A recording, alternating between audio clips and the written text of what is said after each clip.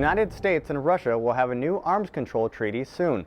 President Barack Obama and the President of Russia signed a joint understanding to replace the current treaty between the two nations when it expires this December. The new deal will cut the number of strategic warheads each of the nations can deploy by approximately one-third of the amount allowed under the current standing agreement. First, we've taken important steps forward to increase nuclear security and to stop the spread of nuclear weapons. This starts with the reduction of our own nuclear arsenals. As the world's two leading nuclear powers, the United States and Russia must lead by example. The President also reached an agreement which will allow U.S. military aircraft to use Russian airspace to reach Afghanistan. The U.S. Coast Guard rescued a French kayaker who became fatigued in the Bering Sea during his quest to circumnavigate the world. A Jayhawk helicopter and a C-130 Hercules aircraft were launched to rescue the man from his specialized kayak about 40 miles off the coast of Alaska's St. Lawrence Island and flew him to Nome, where he was treated for mild hypothermia. The 28-year-old left France in January 2008 and kayaked across the Atlantic Ocean to Florida, then bicycled from Florida to Alaska. He departed Alaska's western coast on June 27th with the goal of reaching Gamble on St. Lawrence Island, a journey of 250 miles. One of the main figures during the Vietnam War has died. Former Defense Secretary Robert McNamara passed away Monday at the age of 93. Mr. McNamara served as Defense Secretary under Presidents John F. Kennedy and Lyndon B. Johnson. Petty Officer Courtney Dock looks back at his time at the Pentagon.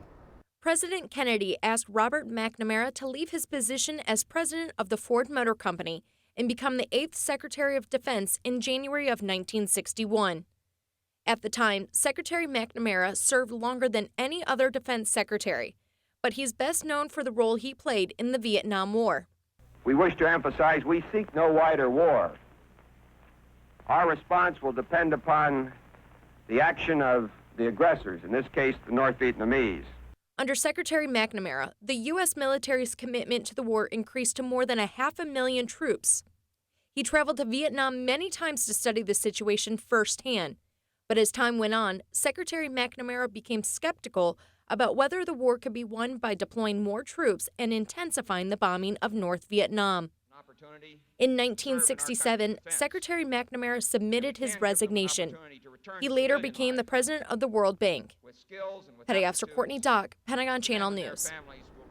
The push for Marines in Afghanistan turns deadly. 6 Marines died during 2 separate IED attacks. This, as General Stanley McChrystal issued a revised tactical directive. The directive provides guidance on ISAF operations and updates the previous version issued in October 2008. In the portion made public, General McChrystal said gaining the support of Afghani civilians is imperative. He also said winning will be based on troops' ability to separate insurgents from the people. U.S. service members along with Afghan security forces are continuing Operation Kunjar. Close to 4,000 members of the Marines Expeditionary Brigade Afghanistan have moved into cities and towns along the Helmand River. Troops are clearing the region of Taliban and establishing bases among the people. 5 current and former NFL coaches traveled to Kirkuk, Iraq to visit with troops over the holiday weekend. The visiting group included Tampa Bay former head coach John Gruden and former Steelers head coach Bill Cowher.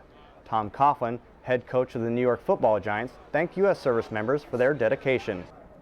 We're here to thank you for all that you do for us. We want you to know how much we respect and honor you, and it is with a great deal of pride that we are here to be with you today. So thank you all very, very much for what you do for us.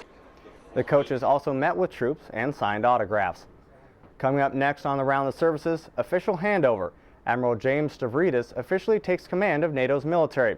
We'll take you to Belgium for the ceremony.